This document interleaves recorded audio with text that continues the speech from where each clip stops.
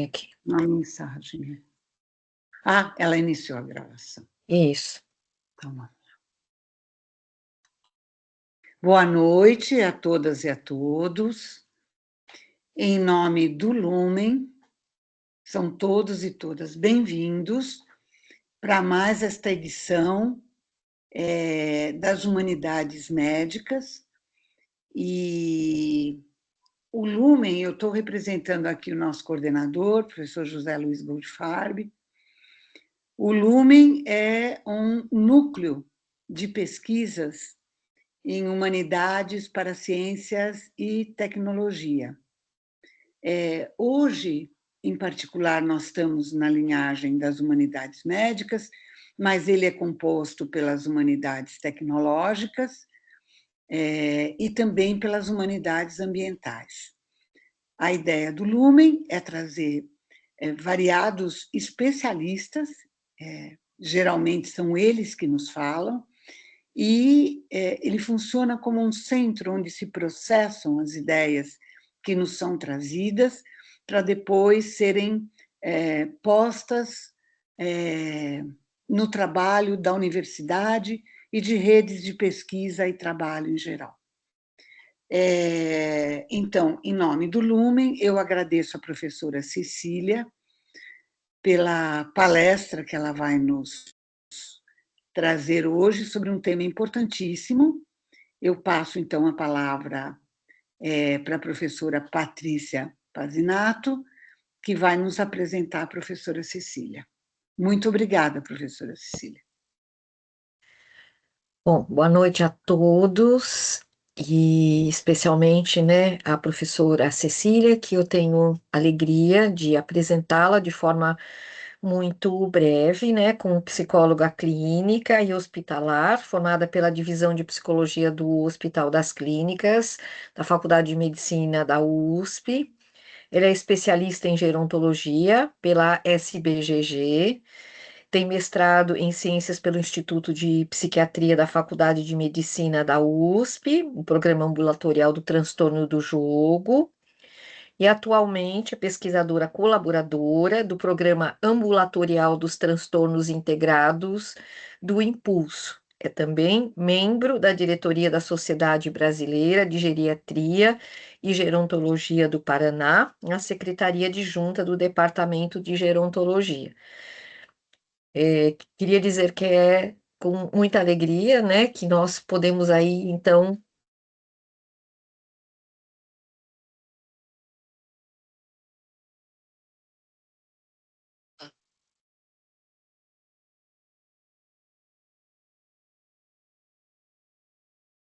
Patrícia caiu?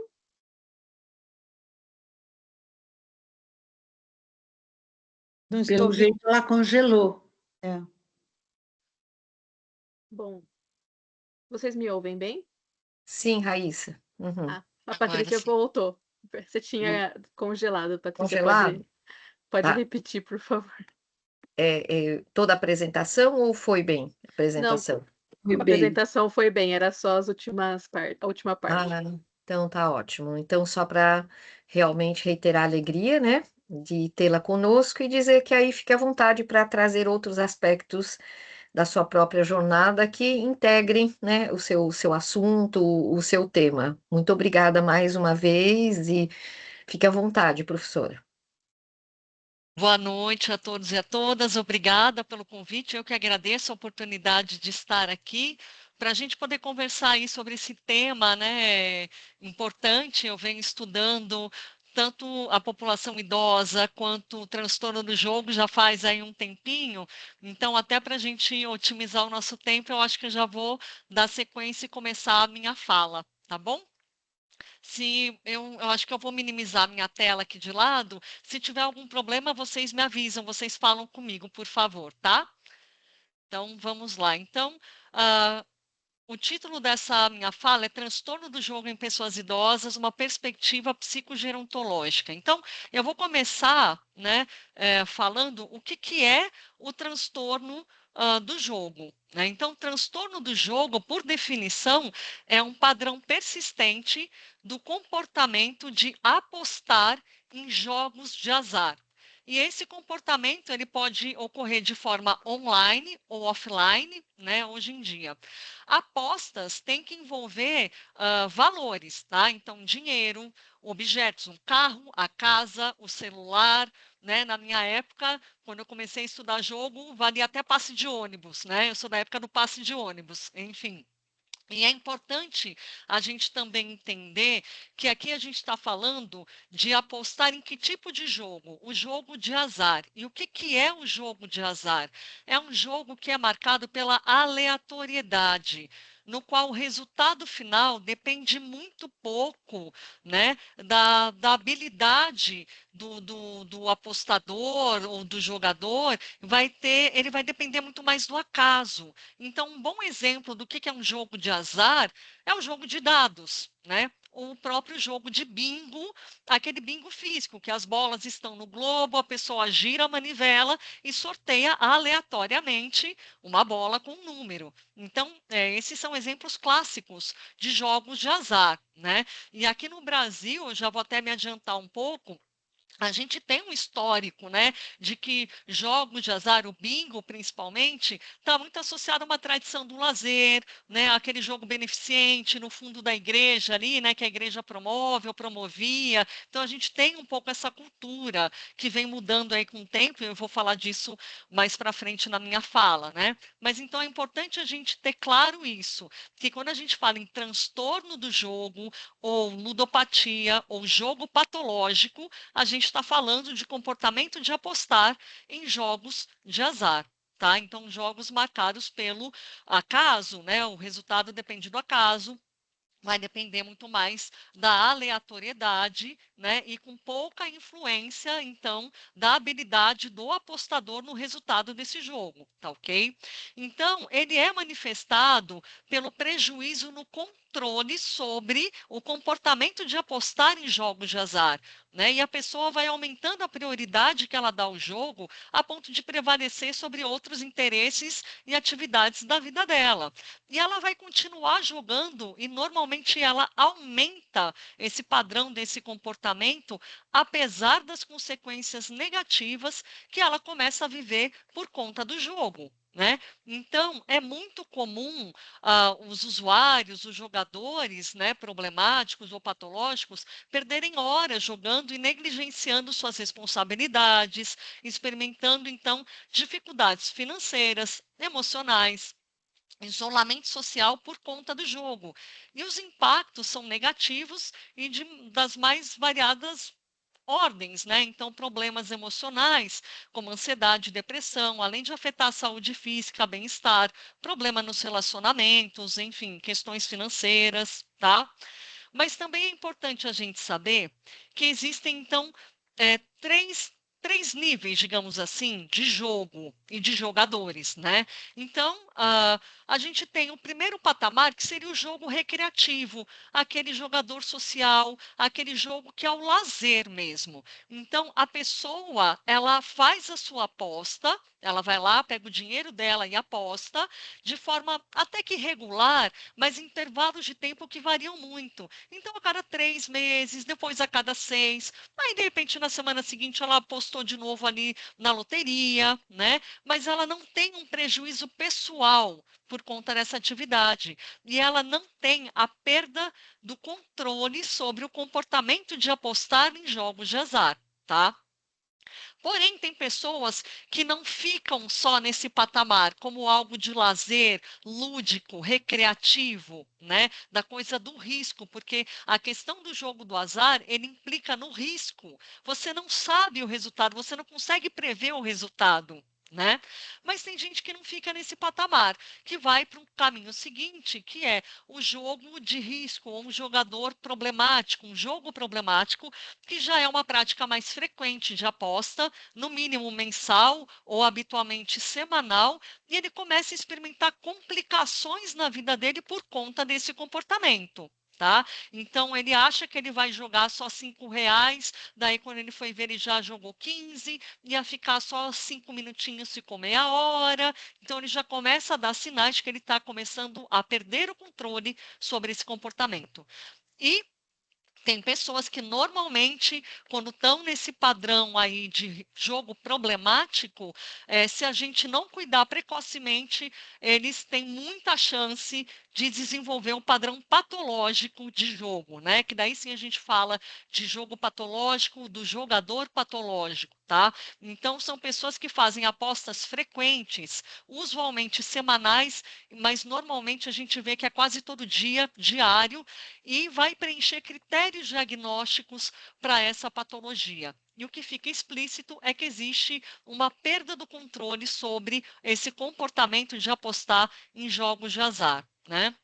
Aqui eu trouxe para vocês quais são os critérios diagnósticos do DSM-5, né, o Manual Estatístico Diagnóstico dos Transtornos Mentais, com relação ao jogo patológico, ao transtorno do jogo. Então, são 9 comportamentos que daí o psiquiatra, o psicólogo, vai investigar junto à pessoa, né? Então, por exemplo, se ela sente necessidade de apostar quantias cada vez maiores de dinheiro para ter uma excitação desejada, se ela fica inquieta ou irritada quando ela tenta diminuir ou parar de jogar, se ela fica muito preocupada frequentemente com o jogo. Então, por exemplo, se ela fica revivendo experiências passadas de jogo, se ela fica mentalmente planejando novas apostas ou pensando como ela vai ter dinheiro para jogar de novo. Se frequentemente ela joga quando ela está angustiada, ansiosa, deprimida, culpada, se sentindo impotente. Se após perder dinheiro jogando, se frequentemente ela volta no outro dia e joga de novo com a intenção de tentar recuperar o dinheiro perdido, né? Se ela mente para esconder esse grau de envolvimento dela com o jogo, se ela coloca ou colocou em risco ou já perdeu relacionamentos significativos, emprego, educacionais, profissionais, casamentos, amizades importantes por conta do jogo, e se ela depende hoje de outras pessoas para ter dinheiro, para aliviar a situação financeira dela, que deve estar desesperadora, causada pelo jogo. Então, se a pessoa já está fazendo empréstimos em banco, com agiota, empréstimo familiar, para pagar o aluguel, porque jogou o dinheiro do aluguel, né? Acabou jogando, sei lá, o dinheiro do seguro do carro, e aí não tem de onde tirar e acaba recorrendo a outras pessoas, né? Para pegar, para ter esse dinheiro. E só para vocês saberem, isso é muito médico mesmo, mais da psiquiatria, né? A gente, para fazer um diagnóstico mesmo de um transtorno do jogo, esses comportamentos não podem acontecer única e exclusivamente se a pessoa estiver num período de mania. Dentro da patologia, né, do transtorno afetivo bipolar, nós temos períodos de depressão e mania ou hipomania, né? Então, para quem não está familiarizado com o termo, a mania ou a hipomania é aquele período de uma euforia muito grande, que a pessoa não consegue controlar ou que não tem nada externo que justifique, né? Esse sentimento de euforia grande, e ela vai, então, tendo comportamentos aí mais impulsivos e até compulsivos, de ter muita energia, de dormir pouco e ficar bem, de ficar a noite inteira acordada, saindo, e ela começa a ficar um pouco mais impulsiva. Então, se esses comportamentos de jogo acontecem só na vigência de episódios de mania, a gente não considera como transtorno do jogo, daí a gente tem que investigar um pouco mais, tá bom? Mas para vocês terem a ciência disso. E aí, para a gente de fato caracterizar como um diagnóstico, a pessoa ela tem que apresentar 4 ou mais desses comportamentos num período de 12 meses, né, da data que você está avaliando a pessoa. E a gente pode até falar em graus aí de gravidade do transtorno. Então, leve de 4 a 5 critérios, moderado de 6 a 7, grave de 8 a 9. E vocês podem perceber que o transtorno do jogo ele está muito relacionado, tem muita semelhança neurobiológica e até comportamental com transtornos relacionados a substâncias, né? Então, abuso e quadros de dependência química de substâncias, eles dividem axiomas muito principais, né? Os principais axiomas de um você encontra presente no outro. Então, a tolerância à substância aqui seria a tolerância ao jogo. Então, cada vez mais eu preciso jogar mais para ter a excitação que eu quero ter, né? Uma tolerância, uma abstinência. Então, quando eu tento diminuir ou parar, eu fico irritado. Tem paciente que, inclusive, tem sintomas físicos de abstinência quando para de jogar, dentre outros, né? A neurobiologia também fica muito semelhante, tá bom? Um outro aspecto importante para a nossa conversa aqui de hoje é eu contar para vocês que o transtorno do jogo, ele cursa com algumas comorbidades. É muito comum, junto com o transtorno do jogo, aparecerem outras patologias, outras doenças, que aqui no caso, as mais prevalentes são os transtornos do humor, né? Principalmente depressão e ansiedade, seguida aí do uso e dependência de substâncias, falando especificamente de álcool, outras drogas e cigarro, tabaco, tá? Então é muito comum a gente ver um jogador problemático ou patológico cursando aí com sintomas ou quadro de depressão e ansiedade e abuso ou dependência de substâncias. E a gente pergunta, é causa ou é consequência, né? Enfim, e agora já fazendo uma intersecção aqui com a pessoa idosa, né? Então, será que o idoso, a população idosa, é uma população vulnerável para desenvolver um padrão problemático de jogo, né? Ou até patológico? O que levaria uma pessoa idosa a jogar? Para a gente começar a pensar nisso, né, em perguntas e respostas, eu vou começar falando, então, do processo do envelhecimento e do olhar da pessoa idosa através da psicogerontologia, né, que é a minha área. Então, só por definição aqui, psicogerontologia é um campo interdisciplinar dedicado ao estudo dos aspectos psicológicos do envelhecimento humano e da velhice, considerando as dimensões cognitivas, emocionais, existenciais, sociais, clínicas e culturais do processo de envelhecer. Então, a psicogerontologia ela vai se debruçar em temas, né, que vão abarcar o desenvolvimento psicológico ao longo do ciclo vital, adaptação às mudanças do envelhecimento, saúde mental, cognição, memória, personalidade, subjetividade, as relações familiares e sociais, processos de luto, aposentadoria, dependência, a morte, né, a finitude, e também sobre as possíveis intervenções psicoterapêuticas e promoção de qualidade de vida nos idosos, né?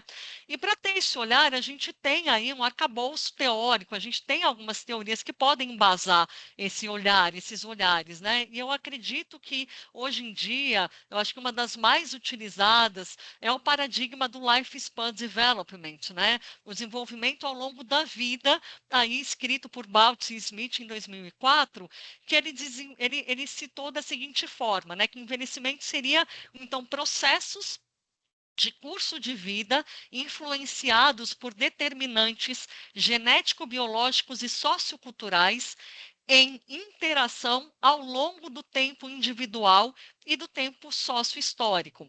Então, acho que até para exemplificar isso, eu sempre dou o exemplo do meu sogro. Meu sogro é um nonagenário, vai fazer 99 anos esse ano, é um senhor e super bem, né? Então, um homem longevo, bem longevo, é um senhor italiano que veio da Itália perto de seus 30 anos. Então, assim, começa que a genética dele, a biologia dele, né, já é uma coisa que chama atenção, porque basicamente começou a ter algum problema de saúde mais grave agora, tá? Com seus 97 anos. Então, é algo que já chama um pouco de atenção, né? Mas ele teve uma história de vida na Itália. Ele passou, então, um momento da vida dele sociocultural específico, que foi a guerra na Itália. Né? Ele estava lá. E aí, o tempo individual, dentro desse tempo sócio-histórico dele, dessa experiência de vida dele, foi o quê? Ele lutou na guerra na Itália. Então, é toda essa intersecção, né, que os autores vão dizendo, que vai moldando, que vai fazendo com que a pessoa se molde. Né? Não é um processo que começa quando eu faço 60 anos, é algo que vai sendo construído e continua com o meu tempo enquanto eu estou viva, né? Dos meus 60, dos meus 70, dos meus 80 e continua. Né? Então, isso, eu acho que esse é a teoria, eu acho que mais utilizada hoje, sabe, pelo pessoal da psicogerontologia, quando a gente fala aí em envelhecimento. Então, continuando, né, quando a gente fala em envelhecimento e já começando a fazer um laço aqui com possíveis vulnerabilidades para o desenvolvimento do transtorno do jogo, a gente tem que ter em mente que o envelhecimento ele é um período aí de mudanças, declínios e limitações do corpo e da sua funcionalidade, dos aspectos social, familiar e subjetivo, né?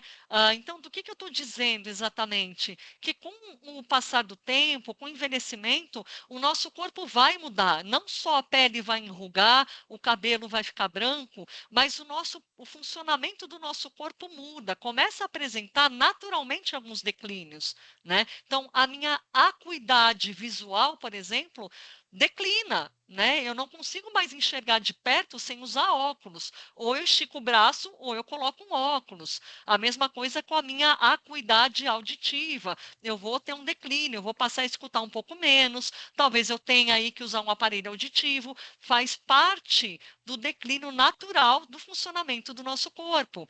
E isso vai fazer com que a pessoa idosa, né, o processo de envelhecimento, deixe a pessoa mais suscetível para desenvolver algumas doenças crônicas, alguns quadros que podem levar a dores crônicas, né? Por exemplo, até mesmo um quadro de diminuição funcional. Por mais que eu me cuide, né? Então eu vou para a academia, eu me alimento bem, enfim, eu estimulo o meu corpo, a minha cognição, existe uma diminuição, faz parte do envelhecimento, né? O idoso também vai ficar mais propenso, comparado ao adulto e ao jovem, a desenvolver algumas doenças neurodegenerativas. As síndromes demenciais são exemplos disso. A gente não vê jovem com demência, mas a gente vê idosos com demência. Não significa que todo idoso vai ter demência, mas a gente fica mais suscetível a desenvolvê-las, né? Outros adventos, né, com mudanças. A aposentadoria traz impactos muito importantes na vida do sujeito.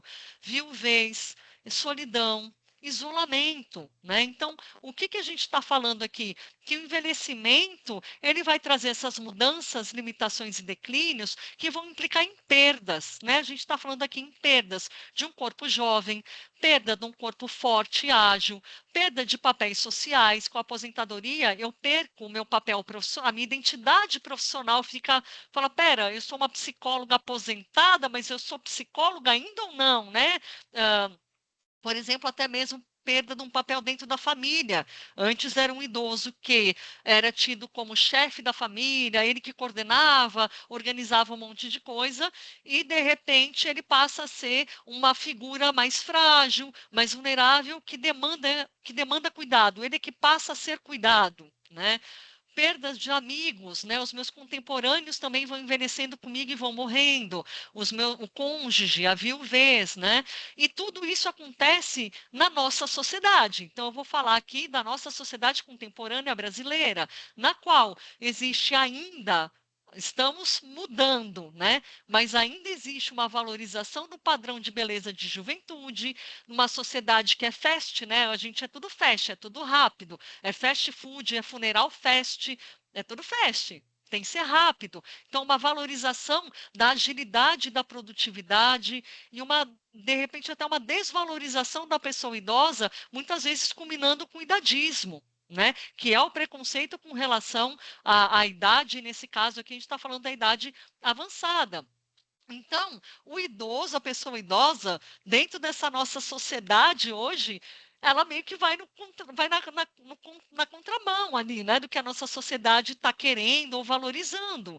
E, mediante todo esse contexto, então, o que acontece? A gente está falando que o idoso, a pessoa que está envelhecendo, ela vai precisar elaborar lutos. Né? Porque a gente está falando aqui de perdas, de mudanças e perdas. E se essa pessoa ela está elaborando esse monte de mudança, declínio, lutos, né? Tentando elaborar esses lutos que a gente está vendo aqui que não são poucos, né? Que vão surgindo aí com o passar do tempo. Ela tem uma chance grande de experimentar esse contexto, esse processo de envelhecimento, como com fatores de muito estresse, né? Assim, é claro que jovens também adoecem, que jovens também passam por situações, mas a pessoa que envelhece, ela vive situações, essas limitações, que favorecem com que, se ela não tiver uma boa base psicoemocional, um suporte social, ela vai viver isso como um fator estressante que vai aumentar a chance dela desenvolver quadros como depressão e ansiedade, que, diga-se aqui, né, são uma das principais psicopatologias que acometem a pessoa idosa. A gente tem aqui que aproximadamente 19% da população mundial idosa tem aí sintomas ou quadros depressivos, e de 11 a 30% na população brasileira, né, de acordo com esse levantamento aqui, mas é claro, vai variar de acordo com o questionário que eu usei para investigar a população, mas ainda assim é um número expressivo, né? E a mesma coisa acontece com sintomas e quadro de ansiedade.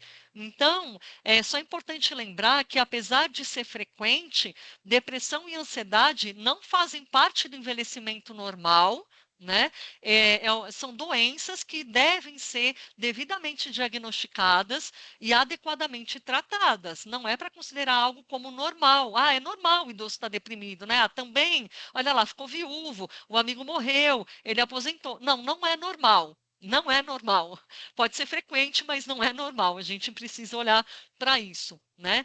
E também a gente sabe que 1 a cada 4 idosos sofre com isolamento social e o sentimento de solidão, né? E que isso é um fator de risco para desenvolver ansiedade e depressão. E aí, né, como é que a gente fica então? A gente está falando de uma população idosa com essas características, que vivem esse contexto, esse movimento todo, que vai ter então, né, com a aposentadoria forçada ou não, né, um tempo livre, grande chance aí de ter uma alteração do humor, solidão e isolamento social, uma queda na renda com a aposentadoria. Opa! Então, aqui o jogo pode entrar como uma forma de regulação emocional para essas pessoas. E aqui vale lembrar que um dos critérios diagnósticos para o transtorno do jogo é se a pessoa joga frequentemente quando ela está angustiada, deprimida, ansiosa. E, além disso, a gente também já sabe, a literatura mostra que é alta a prevalência da comorbidade do transtorno do jogo com esse transtorno do humor. E a gente tem uma população idosa que tem uma alta prevalência de transtorno do humor. Então, aqui a gente já começa a ter um vislumbre de que, olha, talvez a população idosa tenha fatores de vulnerabilidade, sim, para poder usar o jogo, não só de forma lúdica e recreativa, mas possa dar um passo que não seria legal, que é para um padrão mais problemático de jogo. Né? E aí, então, a gente fala, quais seriam os fatores de vulnerabilidade, então? São de ordem biopsicossocial, né? Então, a gente está falando que, por exemplo, nos casos de doença neurodegenerativa, a gente sabe que pode cursar com comportamentos impulsivos. Então, alguns tipos de demência, elas não afetam só a memória, elas afetam prioritariamente o comportamento. E a pessoa fica mais desinibida, começa a falar mais palavrão, um pouco mais sexualizada. E um desses comportamentos pode ser canalizado no jogo. Essa perda do controle, essa perda do freio, do impulso, né, pode ser canalizado para o jogo, né? A gente tem, então, a questão social, com isolamento social e solidão. A gente tem a própria vivência de um idadismo na nossa sociedade, que pode favorecer aí uma depressão, uma ansiedade. A gente tem o uso, o abuso e dependência de álcool e outras drogas, que a gente tem visto que está crescendo dentro da população idosa. E também pode ser um fator de vulnerabilidade para se envolver com o jogo, né? E a questão financeira, que não dá para a gente negar que existe uma queda na renda dessa pessoa quando ela se aposenta. Né? E aqui eu trouxe algo para a gente pensar, que é: o idoso ele vai ter menos tempo para recuperar as perdas financeiras dele. Ele tem menos chance de ser inserido ou reinserido no mercado de trabalho. O mercado de trabalho hoje, apesar de estarmos numa mudança, ainda coloca barreiras na hora de absorver o idoso no mercado de trabalho, né? E o próprio tempo mesmo de vida que ele pode ter, tá certo? Então, assim, eu levanto algumas perguntas, né, para a gente pensar juntos depois. Quais seriam as funções psicológicas do jogo na população idosa? Seria uma fuga emocional, tentativa de dar sentido para a vida, um substituto de vínculos, manutenção ali da identidade, uma forma de ter uma continuidade do self, ou uma resposta a um vazio existencial? São perguntas para a gente pensar, né, e refletir. E aí, para tentar responder isso, eu trouxe aqui para vocês um estudo, não é brasileiro, tá? Foi uma revisão sistemática feita, mais recente, de 2019, que analisou 51 estudos publicados entre 1990 e 2018 sobre os determinantes, tá? De jogo patológico, transtorno de jogo nas pessoas idosas. E aí eu trouxe um resumão do que eles encontraram, o que eles perceberam. E esses estudos foram feitos na América do Norte, Europa e Austrália, prioritariamente, tá? Então, a gente tem que considerar esse panorama deles ali, tá ok? Então, o que eles viram? Que, com relação a determinantes individuais, as mulheres acima de 60 anos tinham um risco igual ou maior aos homens da mesma faixa etária para desenvolver jogo problemático. E isso chama atenção, pessoal, por quê? Porque a gente sabe já da literatura que normalmente o jogador problemático ou patológico é, em sua maioria, do sexo masculino. Opa, daí quando chega aqui na pessoa idosa, na população idosa, as mulheres estão junto ali, estão quase que na mesma proporção. Isso nos chama atenção porque a gente sabe que hoje o envelhecimento é feminino, né? A gente está falando então de uma população ainda talvez mais vulnerável. Então, eles viram lá nos estudos que muitas idosas eram viúvas, experimentavam solidão e isolamento. Os jogos, e aqui sim, os cassinos, né, porque lá fora eles têm muitos cassinos, eram vistos como espaço de socialização e o jogo tinha uma função de distração e regulação afetiva. Eles também viram que quanto mais cedo a pessoa começou a jogar, ela tinha mais chance de jogar com mais frequência, desenvolver padrão compulsivo e continuar esse comportamento na velhice. E apesar de que, após os 60 anos, a prevalência de jogo problemático, o transtorno do jogo na população geral, ela diminui, ainda assim os casos que persistem, ou seja, a pessoa que envelheceu jogando, ela pode ser ainda mais grave do que comparado com o adulto, né? E muito mais associado a sofrimentos psicossociais. Eles também viram que nos idosos com problema de jogo, eles tinham mais depressão e ansiedade, abuso de álcool e cigarro, transtornos de personalidade, um sofrimento emocional associado ao processo de envelhecimento, algum tipo de comprometimento cognitivo e doenças neurológicas, incluindo Parkinson, né? E eles também viram que existe aí uma relação bidirecional. Problemas emocionais aumentavam o risco de jogar de forma problemática e o próprio jogo agravava um sofrimento psicológico, estresse, né? E por aí vai.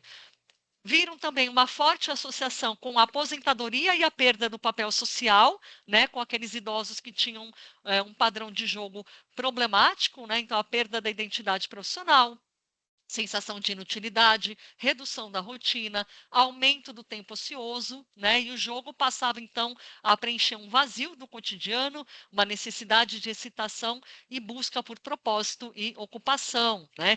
Solidão e isolamento também marcando aqui o seu espaço, né? Então, muita associação entre transtorno do jogo e o idoso que morava sozinho, era viúvo, separado ou não tinha um companheiro, uma baixa rede de apoio, né? Isolamento afetivo e social.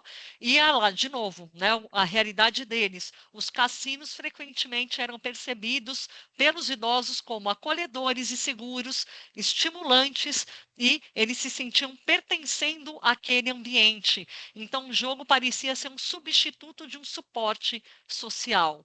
Né? E a questão financeira também, muito importante, que muitos jogavam para tentar recuperar as perdas financeiras por conta da aposentadoria. Então, era um importante motivador do idoso que já tinha um padrão problemático de jogo. E com relação ao tipo de jogo, os idosos que tinham um padrão problemático de jogo, jogavam mais caça-níquel, jogos eletrônicos, que são aquelas maquininhas clandestinas em bar, né, que lá fora eles chamam de slot machines.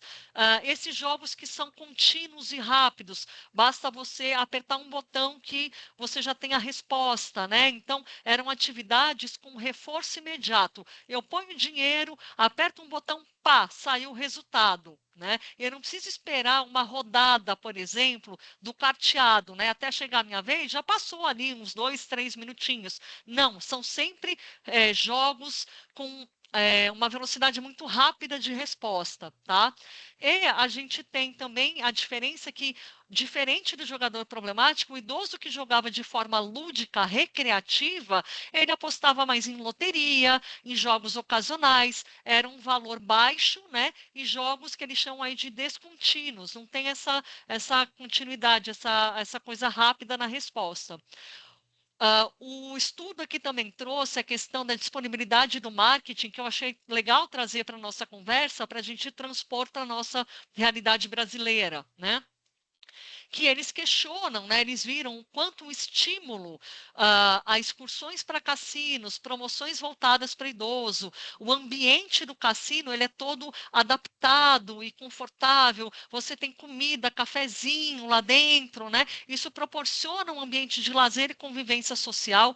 Porém, existe lá fora uma discussão ética, né? Sobre o quanto as instituições e residenciais para idosos devem ou não incentivar atividade desse tipo como uma forma de entretenimento, né?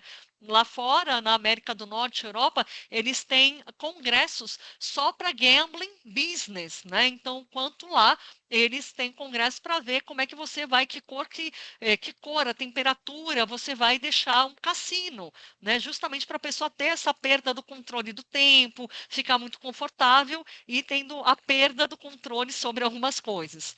Aqui no Brasil, eu vou passar muito rapidamente, o único estudo que nós temos aqui no Brasil, pessoal, com população mesmo, é o meu mestrado, que já está até velhinho, né, de 2009, que eu investiguei, então, a população clínica, ou seja, pessoas que procuraram tratamento para jogo lá no ambulatório do jogo da psiquiatria do HC, tá?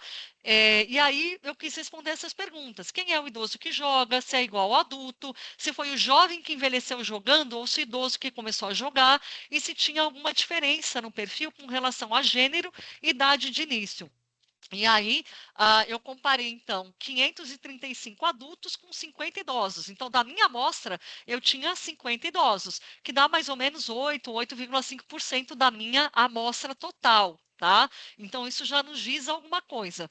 Eu investiguei alguns dados sociodemográficos, clínicos, né? Por exemplo, se tinha depressão, ansiedade, se abusava de substâncias e comportamento de jogo. E o que eu trago aqui para vocês? Com relação a unicamente, né, a população de idoso que eu estudei, ou seja, os meus 50 ou 51 idosos, o que eu vi? Que a maioria procurou ajuda por volta dos 62 anos de idade, tá?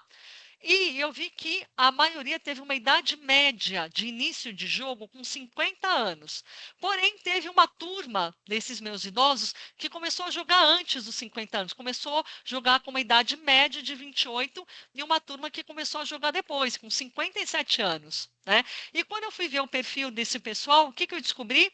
Que a maioria que quando procurou tratamento já era idoso, a maioria que começou a jogar antes dos 50 anos, por volta dos 28, eram homens.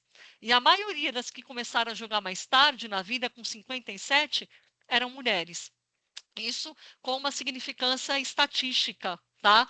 Então, e o que a gente percebe, então? Que a pessoa que envelheceu jogando é maioria homem e demorou uma média de 34 anos para procurar ajuda. Ela teve uma evolução mais lenta da doença. E aqui as mulheres começaram mais tarde na vida e demoraram menos para procurar ajuda. Então, parece que tem um padrão de desenvolvimento da doença diferente, né? Então, a gente vê que quem teve início precoce era a maioria homens, e a gente tem aí um achado similar na dependência química, né? Que daí sugere um processo psicobiológico diferenciado, talvez envolvendo hormônios, né? A gente precisaria investigar mais, o que implicaria num tratamento diferenciado.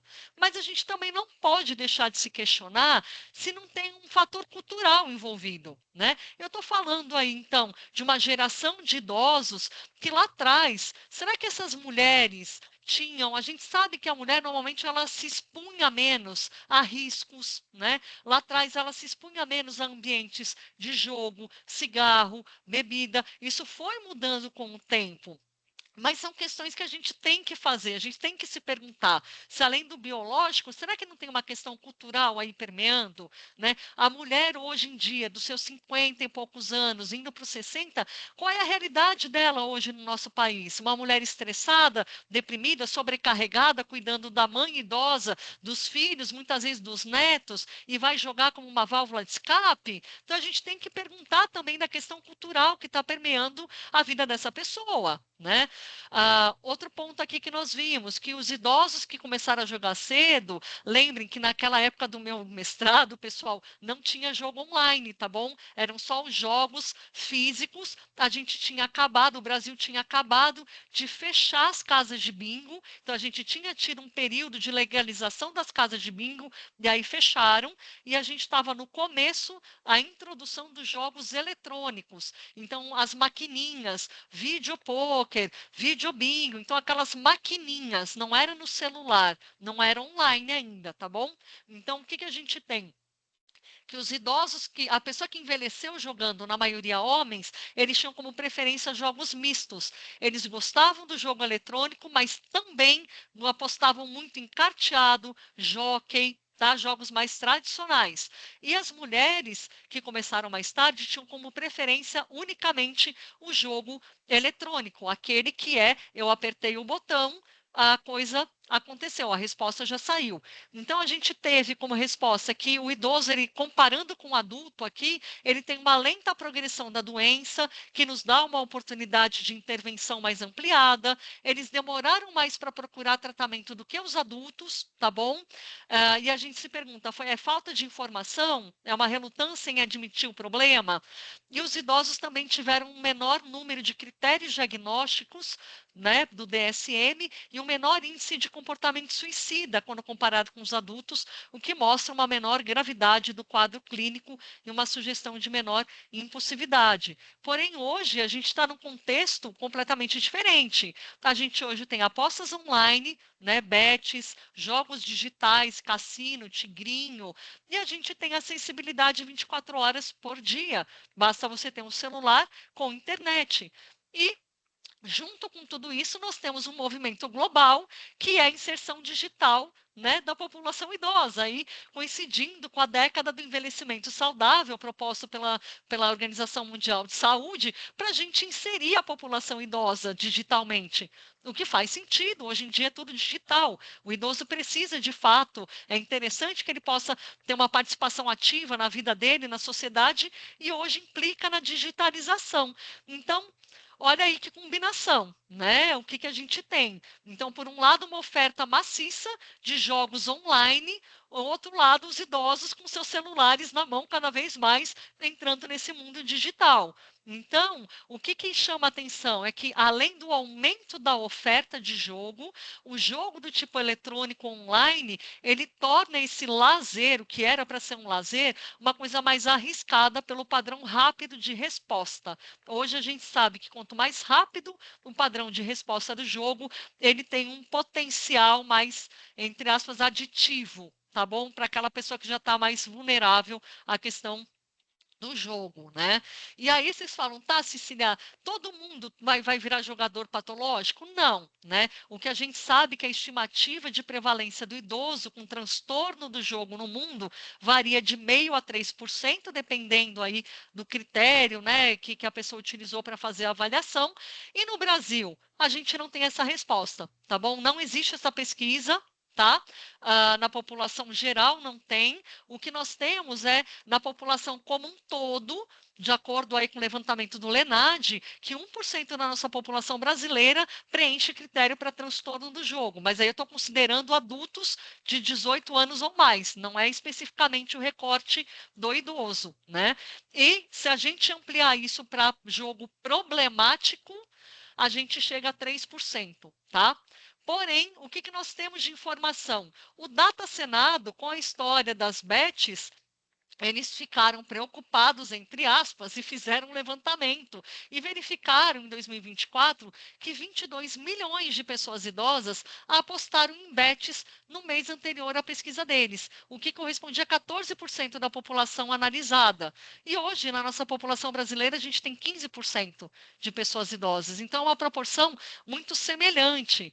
E isso que a gente fica, então, começa a chamar atenção, né, para a gente olhar para a população idosa e a questão do jogo. O Banco Central, na mesma época, também trouxe um levantamento mostrando que os idosos apostaram online, e aqui, se não me engano, eles fizeram um levantamento só com Pix. Eles não consideraram cartão de crédito, tá? Uma média de R$ 3.000 por mês, enquanto os apostadores que tinham 20, 30 anos apostavam uma média de R$ 100 por mês. O que chama atenção aqui? Que apesar dos idosos nessa pesquisa eram em número menor do que os jovens, eles apostavam muito mais do que os próprios jovens, tá bom? Então, para a gente começar a encerrar, né, eu acho que o transtorno do jogo, a ludopatia na visão psicogerontológica, ela vai levar em conta, ela tem que levar em conta as particularidades do envelhecimento, né? Entender por que e como ela se manifesta na pessoa idosa, considerando os aspectos psicológicos, sociais, né? Então, é um fenômeno multifatorial, a gente sempre tem que olhar para aspectos cognitivos, alterações de julgamento e crítica, tomada de decisão, controle inibitório, né? Uma maior vulnerabilidade a ilusões de controle ou promessas de ganho, os aspectos psicossociais, então as transições e perdas do envelhecimento, como a pessoa está lidando com isso, se ela tem propósito e sentido de vida e como ela ocupa o tempo dela, se ela tem um grupo, se ela tem uma interação social, uma rede de apoio, se o jogo está servindo como alívio temporário de sofrimento psíquico, a questão financeira não dá para ignorar, né? O quanto também isso tem um impacto grande, né? Então, a ludopatia, ou transtorno do jogo, pode ser vista como uma tentativa disfuncional de reorganização psíquica frente a um processo aí de envelhecimento, né? E a gente olha assim, não é só um parar de jogar, né? Eu quero entender, eu preciso entender o significado do jogo na vida dessa pessoa, identificar as necessidades emocionais, sociais não atendidas, promover alternativas de vínculo e propósito e prazer, trabalhar autonomia, autoestima e suporte. Por que será que uma pessoa joga de uma forma lúdica e recreativa e outras migram, então, para uma questão mais patológica ou problemática? Então, acho que para encerrar, a gente pode dizer que talvez a ludopatia na velhice não é só um transtorno, pode ser uma resposta subjetiva ao próprio processo de envelhecimento. Tá? Aqui estão as referências que eu usei para montar essa aula, né, tanto da parte do transtorno quanto da psicogerontologia, tá bom? E era isso. Eu sei que eu corri bastante, porque era bastante coisa, eu vou parar de compartilhar, então.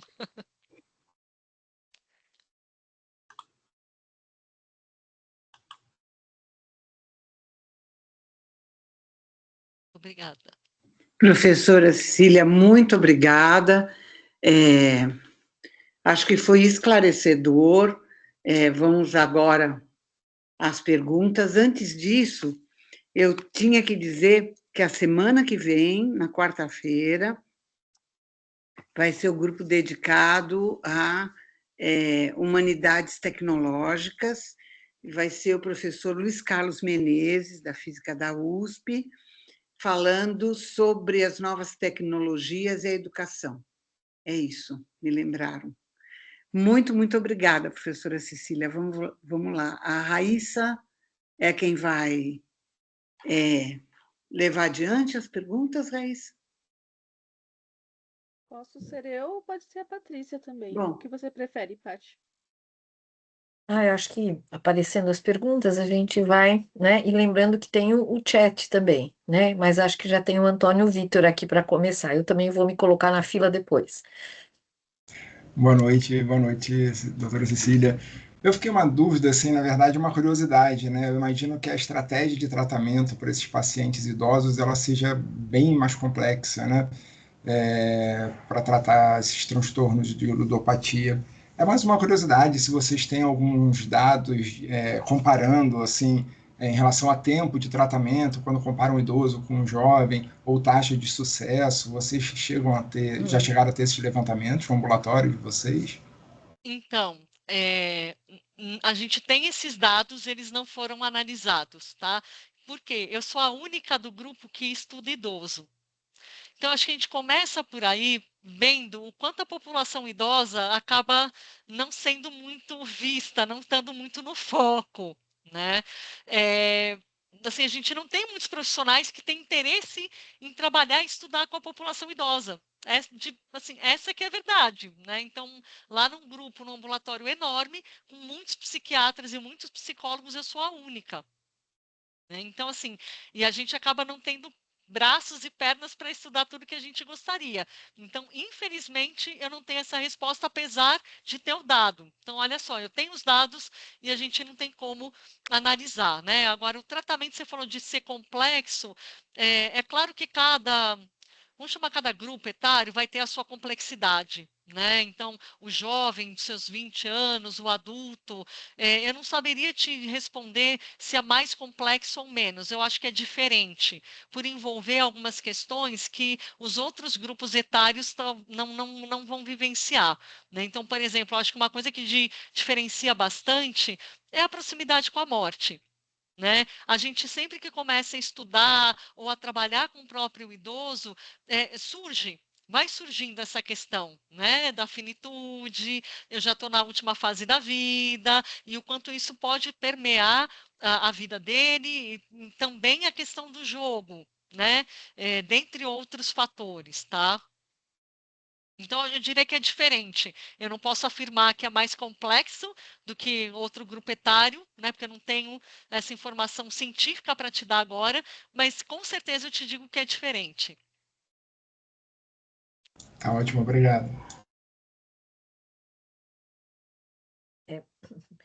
Pessoas, mais alguém gostaria, quer levantar a mão ou pelo chat, alguém quer se manifestar? Acho que agora é a Rosilene, né? Vou Rosilene? também levantar minha mão aqui. Uhum.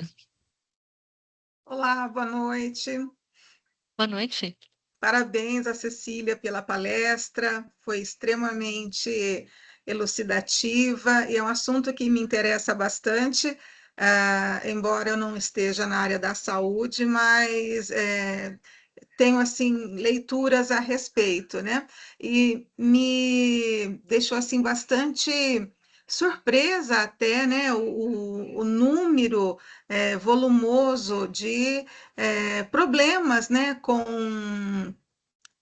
Relacionados a jogos de azar. A minha nora finalizou agora, o ano passado, o curso de psicologia e fez uma pesquisa de TCC que falava justamente sobre essa questão dos jogos de azar, né? E essa compulsão no dia a dia, como as pessoas estão lidando com isso. Eu também desconhecia até as ações do Ministério da Saúde, com a publicação neste ano de 2026, de um guia de cuidados para pessoas com problemas relacionados a jogos e apostas. Né? E neste guia, publicado agora em 2026, ele traz orientações práticas para acolhimento, para acompanhamento e até cuidado dessas pessoas com esses problemas todos. Mas uma coisa que me incomoda muito, e eu queria ouvir a sua opinião, Cecília, é o seguinte: o idoso, ele fica muitas vezes na frente da televisão o dia inteiro, ou ele fica nas redes sociais. É o celular e a TV. E o que me incomoda é justamente isso, o excesso de divulgação de bets, o excesso de divulgação de apostas. A gente tem acompanhado e sabe que o governo está tentando fazer algumas ações para, talvez, não sei se não vai conseguir bloquear isso, mas algumas ações de prevenção. Ocorre que o excesso é algo escandaloso. Uhum. Só para a gente ter uma ideia, eu vou comentar um fato. O nosso estimado jogador Neymar, quando foi convocado, a primeira ação dele foi ir às plataformas e divulgar uma casa de apostas. O Brasil inteiro acompanhou isso. Então, nós vemos influencers divulgando casas de apostas, nós vemos celebridades divulgando casas de apostas, nós vemos artistas divulgando casas de apostas, né? Como fica, então, essa população que é tão vulnerável, esse idoso que tem o seu tempo ocioso diante de uma TV ou diante de um celular que faz isso o tempo todo, né? Eu queria ouvir um pouquinho aí a sua opinião a respeito, porque é algo que me incomoda demais. Incomoda a mim também e a todos nós que trabalhamos com jogo, é uma coisa que nos deixa de fato escandalizados, né? É absurdo, de fato é um absurdo.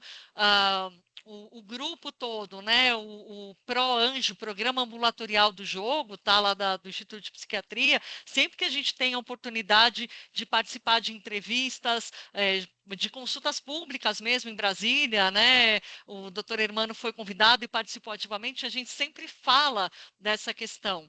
Então, é um absurdo, é quase uma lavagem cerebral, né? Então, Sim, você tem sim. aí populações muito vulneráveis, inclusive crianças, né? Porque hoje em dia as crianças também têm o Isso, celular na mão, né? isso. O nosso foco hoje aqui é o idoso, então vamos falar do idoso. É isso que a senhora falou, né? Então, assim, como que eu posso blindar esse idoso diante de uma lavagem cerebral? Eu preciso fazer com que essa pessoa idosa tenha uma vida com prazer, com sentido, fora da tela, fora da televisão, fora do celular, né? Principalmente se ele estiver mais vulnerável, correndo aí, aumentando o risco de desenvolver um padrão problemático. Então, é uma questão do marketing que a gente tem estudado aqui, o impacto é absurdo mesmo, é absurdo. Né? E o idoso, a gente tem visto que por algumas questões até de alterações cognitivas mesmo, ele parece que fica mais vulnerável, por exemplo, a golpes digitais, a essas influências, inclusive. Então, uma forma que a gente teria, já que o governo não está fazendo direito o papel que deveria, né? Essa é uma resposta, poderia fazer mais e não está. A gente tem que proteger os idosos, ou as populações vulneráveis um todo, né? Então, nesse caso, eu penso que a gente teria que oferecer para essa pessoa, dentro dos aparelhos que a gente tem, né? Dentro dos municípios, dos estados, atividades de lazer para essas pessoas, que elas possam sair, socializar. Daí vem um outro ponto, que é, a cidade de São Paulo tem calçada para alguém que anda com alguma dificuldade? É segura? Você percebe? A gerontologia tem uma coisa amarrada na outra. Então, primeiro, o idoso está deprimido, não sai, ou não sai e deprime, mas aí para ele sair, ele tem um risco de queda, ele não anda muito bem, ele precisa de alguém, mas ele não tem ninguém para ir com ele ali na praça. Né? Ou o bairro não é tão seguro, a gente passa pela segurança também. Ele fala, eu não vou porque a vizinha aqui já foi assaltada, sabe? Nem precisaram empurrar a velhinha, coitada. Só deram um cheguinha para lá e levaram. Então, assim, tem uma série de fatores quando a gente pensa nessa questão para tentar blindar a pessoa idosa de uma lavagem cerebral, né? Porque é uma lavagem É uma cerebral. lavagem cerebral. E a E a coisa é... gente fica de mãos amarradas, quer dizer, nós, profissionais de saúde, a gente faz aquilo que a gente pode, a gente faz barulho, né? Vai para a televisão, vai para o jornal, participa de audiência pública em Brasília, mas a gente precisa da população fazendo barulho também. Só a gente não está surtindo efeito, né? Somos especialistas, ok, mas a população também precisa, e a gente precisa alertar as pessoas, né? Falar, olha, eu não sei se dá para desbloquear ou bloquear esses pop-ups, não é? Que vai aparecendo. Sei lá, a gente tem que criar recursos, dentre vários outros, né? E a coisa é tão agressiva que, por exemplo, hoje, no aplicativo do banco, veio uma situação de aposta para que você concorra a uma viagem para Ibiza com o Fenômeno por causa da Copa. Pois é, né? Olha como fica, inclusive... Dentro do aplicativo do banco. Então, se eu Olha quisesse clicar ali, ia girar uma roleta e ia ver se eu ganharia alguma coisa. Mas se eu fizesse um Pix de R$ 50 ali na hora, eu teria muito mais chance de ter um ganho e de concorrer a mais prêmios. Olha que absurdo, dentro do aplicativo do banco. Pois é, o ponto, o que que eles alegam, né? Falar 1% da população tem transtorno do jogo, ou 3% da população tem jogo problemático. Tipo, para eles é pouco. 1% é pouco. Não, não é pouco. Não é pouco Não é pouco. comparado com outras É, psicopatologias, e não é pouco o sofrimento e as consequências negativas que essas uhum, pessoas enfrentam. E eles não estão querendo olhar para isso. sim. Obrigada. Vocês me permitem dizer uma coisinha antes das próximas questões? Eu estava ligando aqui uma série de coisas que essa última pergunta me despertou. Quer dizer, toda a fala da professora Cecília me despertou, mas essa última pergunta me deixou. E aí eu estava lembrando da minha vizinhança, que costumava ser um bairro tranquilo, seguro. Agora a gente está com as calçadas arrebentadas, enfim, está inseguro também e tal. Mas eles iam para o banco, os bem idosos, eles iam para o banco todo dia, ficavam olhando a continha deles, o gerente recebia, e depois eles saíam juntos para almoçar no quilão. Uhum. Entendeu? Era uma sociabilização assim,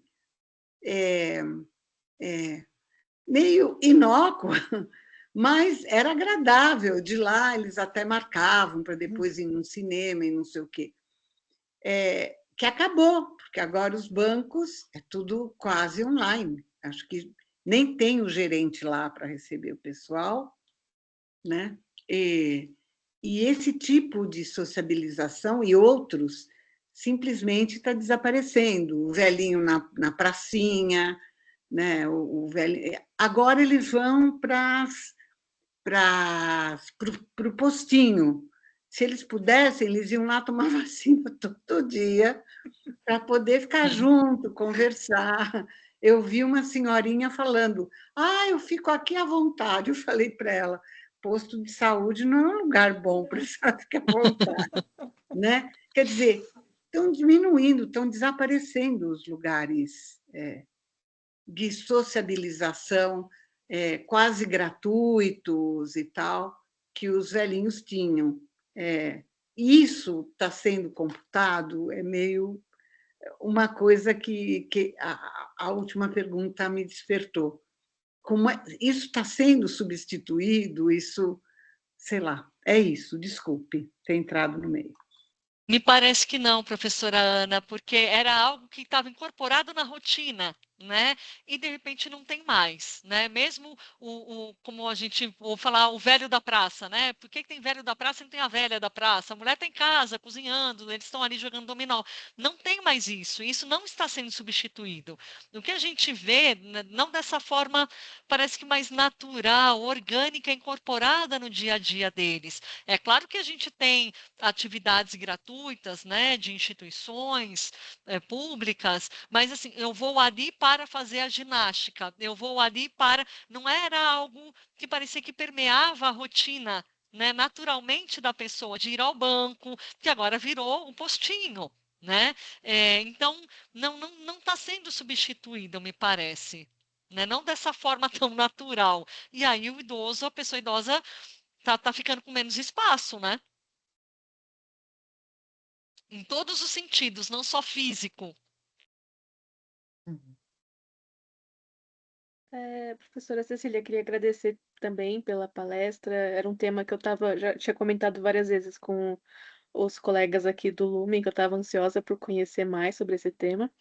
E eu fiquei pensando, assim, me questionando, de que forma que esse público do idoso com problemas de jogo, né, com um jogo problemático, de que formas que eles chegam nos consultórios. Se eles mesmos se reconhecem enquanto com vício, né, com essa questão do jogo problemático, eles que procuram vocês profissionais, ou as famílias diante de uma situação que perdeu o controle, né, se essas famílias obrigam eles a procurar ajuda, como que eles estão chegando para vocês? Ou não estão chegando? Os que estão chegando, como que eles chegaram? Até a época do meu mestrado, tá? Hoje mudou um pouquinho o perfil de procura. A gente tem muito mais jovem do que idoso procurando tratamento no ambulatório, tá bom? Com esse novo contexto dos jogos online, mudou o perfil. Mas os idosos, como é uma prerrogativa do próprio ambulatório, que a própria pessoa ligue pedindo a sua vaga. Né? Então, tem esse movimento, porque é uma prerrogativa do ambulatório, mas o que eu vejo é que o próprio idoso chegava ali, ele vinha, né? E era basicamente, não digo quase, é quase que igual ao adulto, no sentido assim, a maioria dos idosos, na verdade, tinha menos gente em casa, os filhos já tinham saído de casa, já estavam viúvos, então eles meio que reconheciam o problema e iam, mas reconheciam como? Através da fala de um outro. Né? Então, era um outro, seja esse amigo, os que tinham cônjuge, percebiam que não estava legal, tinha alguma coisa ali que não estava bem. E aí eles chegavam, tá? É, é mais nesse sentido. Em consultório particular, fora o ambulatório especializado, eles não chegam muito com essa questão do jogo. Eles chegam com outras questões e a hora que você começa a investigar, aí você descobre. Aí você descobre. Então, eu penso ser muito importante a gente disseminar essa informação para profissionais de saúde que trabalham com a população idosa para investigarem esse comportamento, né? Investiga. O senhor tem algum hábito, joga videogame, gosta de apostar na loteria, não gosta, como é que é, não é? E começa a investigar, né? A gente tem aí instrumentos de rastreio para identificar aí se tem alguma questão com o jogo ou não, tá bom? Que é o Lie, Bet, Questionary, mentira, jogo, né? Aposta, questionário. São duas perguntinhas, tá? E se a pessoa responde sim para uma delas ou para duas, você já encaminha para alguém especializado para aprofundar a investigação. Mas pergunta, os médicos não perguntam. Né? Então, eu acho importante, foi muito importante e oportuna a tua pergunta.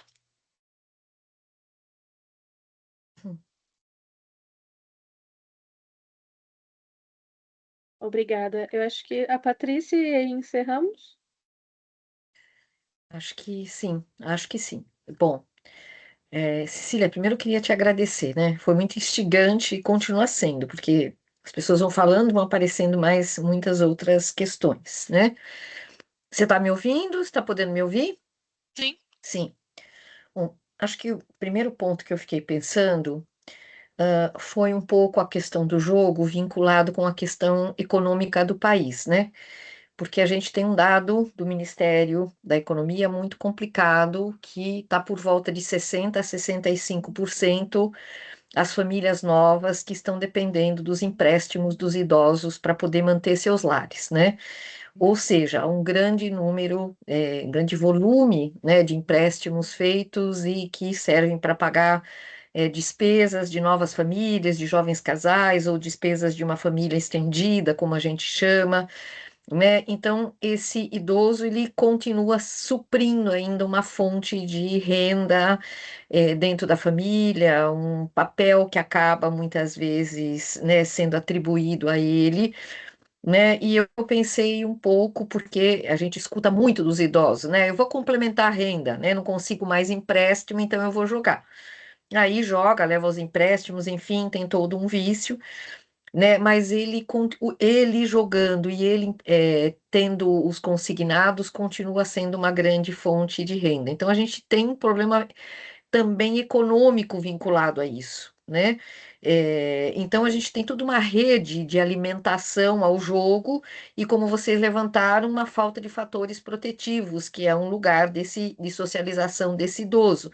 Acho que essas coisas parecem funcionar de uma forma muito articulada, tanto a ausência de uma socialização protetiva, né, de lugares e atividades, quanto, né, de um outro lado, elementos de doença, elementos econômicos, elementos de exclusão social, de desvalorização ainda do idoso, né, uma vinculação de produtividade à lucratividade, não de produtividade num sentido mais amplo.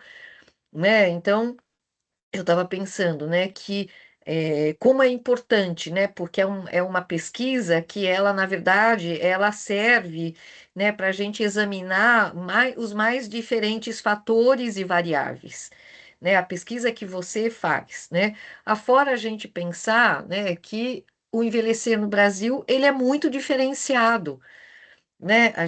Para a gente ter uma aposta, a gente tem que ter alguém que minimamente cumpre os pré-requisitos para apostar.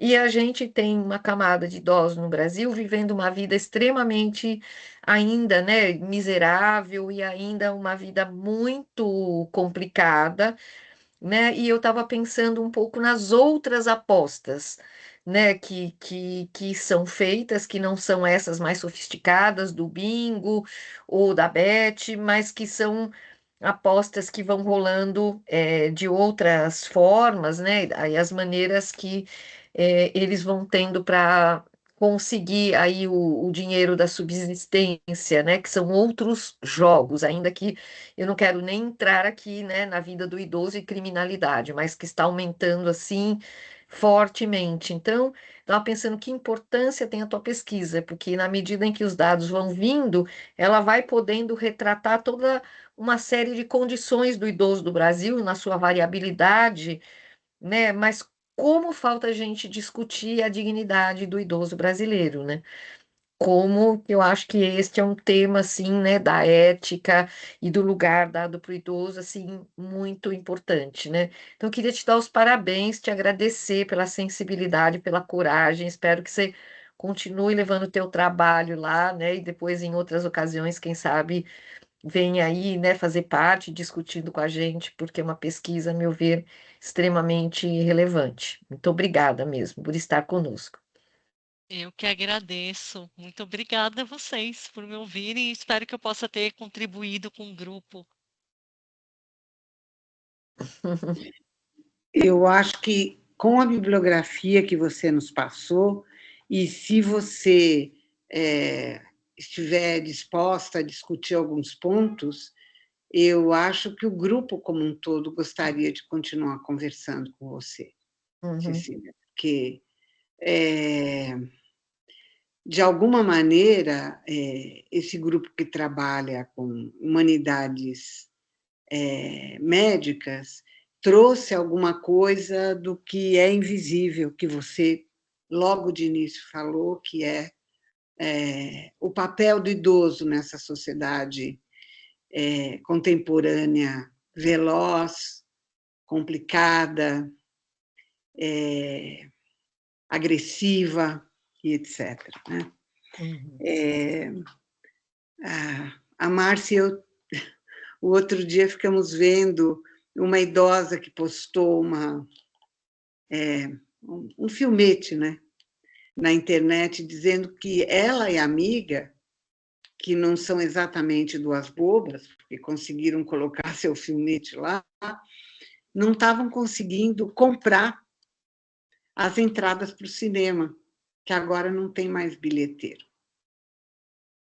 Então, que elas não tiveram tempo e nem aprendizado para isso. Então, o que você está trazendo é fundamental.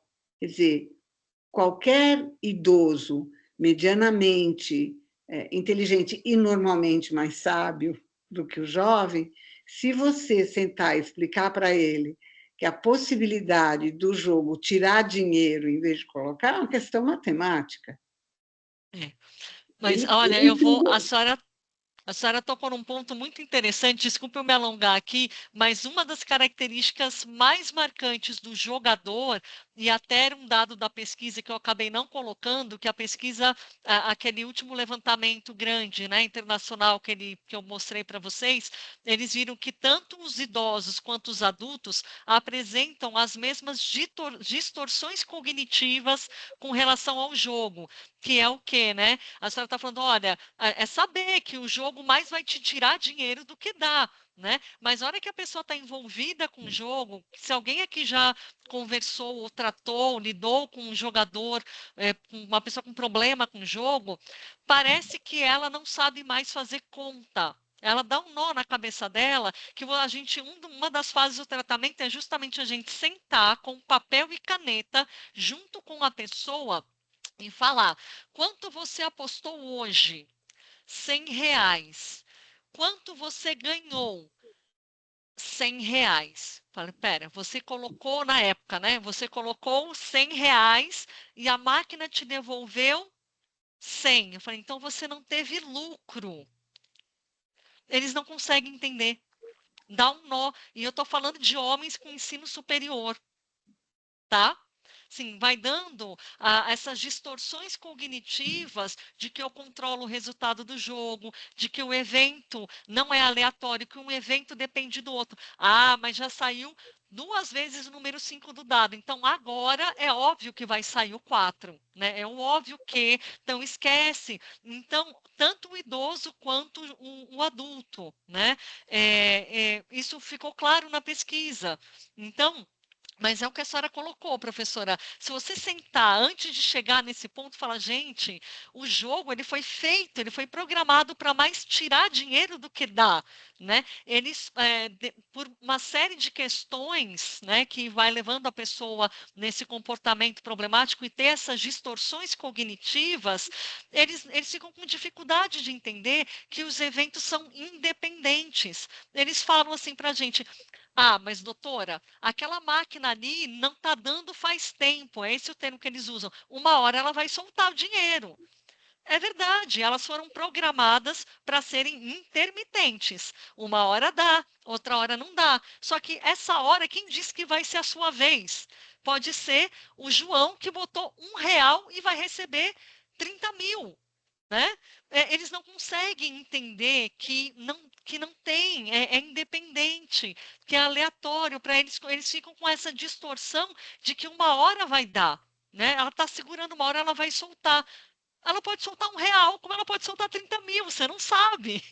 Né? Não tem como prever, essa é a questão. Né? E muitas vezes essa imprevisibilidade, o risco é que excita a pessoa. Né? Então, se a gente for pensar num idoso que está ali, não tem mais rotina, não tem mais um lugar para sair, a praça, e essa questão do, olha, eu quase ganhei, né? Que eles chamam de near miss, né? Ah, eu ainda fiquei por um número, ai, foi por pouco. Isso estimula a pessoa a continuar jogando, né? Essa excitação, se ela tem ali fatores também biológicos, né?